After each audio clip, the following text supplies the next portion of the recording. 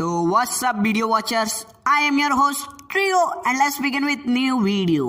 तो guys today video on Power Rangers. तो guys Power Rangers के बारे में ज़्यादा कुछ बताने की ज़रूरत नहीं है, फिर भी कुछ बातें बताना चाहूँगा। जैसे कि Power Rangers 1993 में आया था और इंट्रोड्यूस कराया गया था पावर रेंजर्स माइटी मॉर्फिन को पहली बार, और तब से लेकर अब तक इतने सारे उसके वर्जन आए जितने किसी मूवी या फिर किसी कार्टून एनिमेशन या फिर किसी भी टीवी शो के ना इतने वर्जन नहीं निकले रहेंगे जितने पावर रेंजर्स के निकले हैं।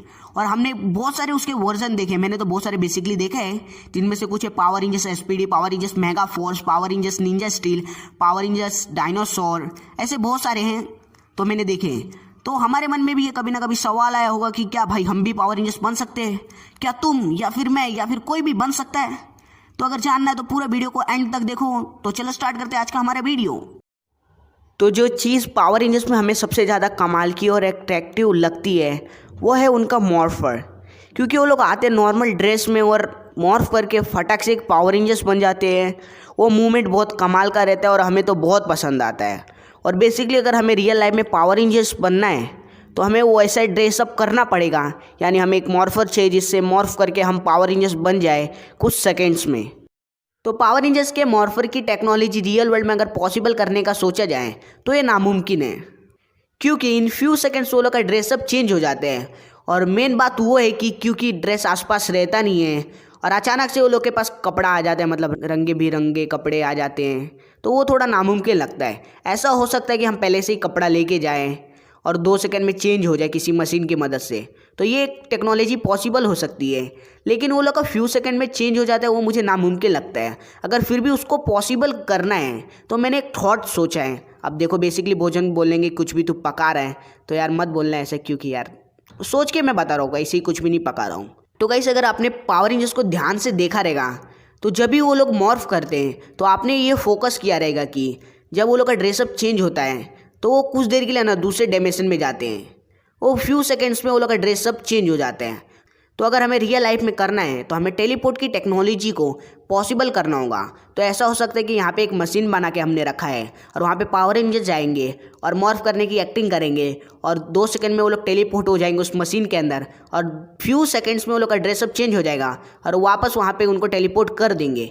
लेकिन रियल वर्ल्ड में टेलीपोर्ट की टेक्नोलॉजी पॉसिबल ही नहीं हो सकती है।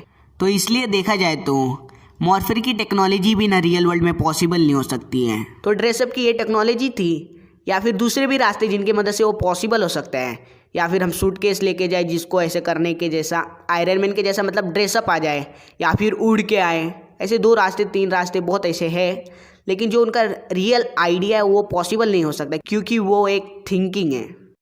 तो अब हम डिस्कस करेंगे वेपन्स के बारे में। तो जैसे कि आप सब जानते होंगे कि हर पावर रेंजर्स के पास अलग अलग वेपन रहता है, उनकी एबिलिटी के हिसाब से उनको वेपन्स दिया जाता है। और जैसे जैसे नई नई सीरीज आती है उनके वेपन्स को अपडेट किया जाता है। और ज़्यादा करके जो उनके वेपन्स रहते हैं वो रहता है स्वॉर्ड, गन, बॉम्ब या फिर किसी चीज़ से इंस्पायर होकर बनाया जाता है। फॉर एग्ज़ाम्पल फिशिंग रॉड, या फिर किसी वाटर या फिर फायर या फिर किसी मशीनिकल औजार से। नहीं तो कोई पावर रेंजर्स उसको खुद अपडेट करता है, या फिर वो लोग नए नए थोड़े मॉडिफाई कर देते हैं वेपन्स के अंदर। यानी वो स्वॉर्ड है तो उसके अंदर लेज़र ब्लास्टर लगा देंगे, मतलब वो लोग कभी कभी खुद चेंज कर देते हैं, यानी इमेजिनरी करके थोड़ा बहुत बनाते हैं वो स्वॉर्ड्स को, यानी वेपन्स को इमेजिनरी करके मॉडिफाई करते हैं। तो अब बात आती है कि क्या उसे रियल लाइफ में बनाया जा सकता है? तो देखो यार रियल वर्ल्ड में भी ना ऐसे वेपन्स बनाए जाते हैं, और मुझे जहाँ तक लगता है ना जो पावर रेंजर्स के अंदर वेपन्स दिखाए जाते हैं पावर रेंजर्स के पास, उनसे ज़्यादा ताकतवर वेपन्स हमारे रियल वर्ल्ड में हैं, क्योंकि उनका इतना बड़ा स्वॉर्ड और हमारा इतना छोटा सा बॉम्ब क्या कर सकता है आपको भी पता है। एक छोटा सा बॉम्ब अगर बिल्डिंग के नीचे डाल दिया जाए तो पूरी बिल्डिंग गिरने के चांसेस हैं। और रही बात रियल वर्ल्ड में बनाया जा सकता है या फिर नहीं, तो मैं बेसिकली यही बोलूँगा कि हाँ बनाया जा सकता है, लेकिन रियल वर्ल्ड में इसकी कोई ज़रूरत नहीं है, क्योंकि पहले से ही बहुत पावरफुल वेपन्स हैं। और जब खतरा बढ़ जाएगा तब वेपन्स को मॉडिफाई किया जाएगा और पावर रेंजर्स जैसा फ्यूचर में शायद से हमको देखने को मिले, और अभी फ़िलहाल में पॉसिबल हो सकता है। हालांकि कुछ power rangers weapon real life में पॉसिबल नहीं हो सकते हैं, लेकिन फिर भी ज़्यादा करके जो उनके वेपन्स है वो पॉसिबल हो सकता है। और मेगाजॉर्ड पे पार्ट 2 बनाऊंगा क्योंकि वीडियो बहुत बड़ा हो गया है। तो thanks for watching this video. और लाइक टारगेट है 100 लाइक्स का। मुझे पता है तुम लोग फटाफट से कर दोगे, तो जल्दी से लाइक कर दो अगर तुमने किया नहीं है। चैनल पे नहीं हो तो चैनल को सब्सक्राइब कर दो। और मेगाजॉर्ड का पार्ट 2 में मैं बताने वाला हूँ, तो फटाफट से लाइक टारगेट कंप्लीट करो और मेगाजॉर्ड का पार्ट 2 तुम्हें देखने को मिलने वाला एकदम ज़बरदस्त। तो चलो मिलता हूँ नेक्स्ट वीडियो में। चलिए गाइस, बाय।